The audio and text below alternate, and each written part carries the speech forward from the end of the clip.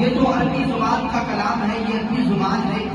اس طرح کا کلام تو میں بھی لکھ سکتا ہوں، یہ کون سی کوئی مشکل بات ہے؟ تو اللہ تبارک و تعالیٰ نے سورۃ البقرہ کی آیت نمبر 23 میں پیغام بھیجا، اے حبیب فرما دیجئے فَأْتُوا بِسُورَةٍ مِّن مِّثْلِهِ وَادْعُوا شُهَدَاءَكُم مِّن دُونِ اللَّهِ إِن كُنتُمْ صَادِقِينَ۔ اے کافرو، اگر تم اپنی بات پر سچے ہو تو لاؤ اس جیسی کوئی ایک صورت ہی بنا کر، اور اس کام کے لیے اللہ کی ذات کے سوا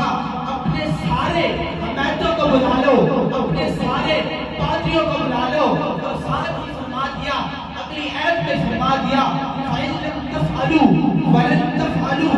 فَاتَّقُوا النَّارَ الَّتِي وَقُودُهَا النَّاسُ وَالْحِجَارَةُ۔ اور اگر تم ایسا نہ کر سکو گے تو ہرگز نہیں کر سکو گے، اور بچو اس آگ سے جس کے ایندھن آدمی اور پتھر ان کے بت جو کافروں کے لیے تیار کیے گئے ہیں۔ حضرات محترم، اللہ تبارک و تعالیٰ نے سورۃ البقرہ کی آیت نمبر 2 میں فرمایا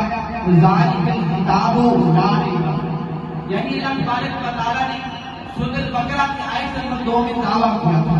اور آیت نمبر 23 میں دلیل پیش فرمائی۔ دعویٰ بے مثال تھا، دلیل بھی بے مثال ہے، دعویٰ بھی لائق ہے، دلیل بھی لائق ہے،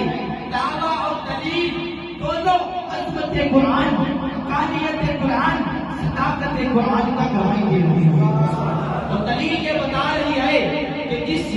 سورت کی ایک آیت اتنی لائق ہے، اتنی منزہ ہے کہ مجھے بتائیے وہ پورا کلام کتنی شان والا ہوگا، وہ پورا کلام کتنی عظمت والا ہوگا۔ حضرات محترم، جب یہ خبر آقا علیہ السلام کو ملی کہ عرب کے شاعر نے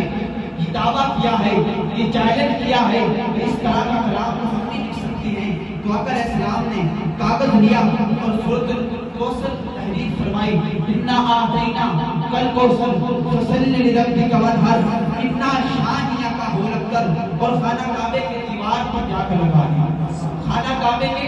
دیوار پر جا کر لگا دی۔ جب اس شاعر نے دیکھا کہ عرب کلام جو عربی کلام ہے وہ لکھا ہوا، تو جیسے ہی آپ اس سورۃ کوثر میں پڑھی،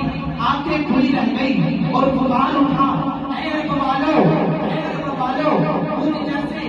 ایک نہیں، دو نہیں، تین نہیں، ارے لاکھوں شاعر آ گئے، ارے اس جیسی ایک سورت دور کی بات ایک آیت کا مقابلہ نہیں کر سکتے، ارے ایک آیت کا بھی مقابلہ نہیں کر سکتے۔ تو معلوم ہوا اس کلام کی سورۃ الکوثر کا اتنا مقام ہے، اتنی لائق ہے، اتنی منزہ ہے، تو وہ پورا کلام کتنی شان والا ہوگا،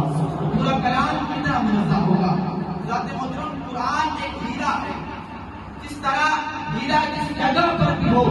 بہت خوبصورت لگتا ہے، وہ جگہ بھی منزہ ہو جاتی ہے، اس لیے قرآن ایک ہیرا ہے۔ یہ قرآن جس مہینے میں نازل ہوا وہ مہینہ بھی سب سے افضل، یہ جس رات میں نازل ہوا وہ رات بھی سب راتوں سے افضل، اور یہ جس سینے پر نازل ہوا وہ سینہ بھی سب سینوں سے افضل۔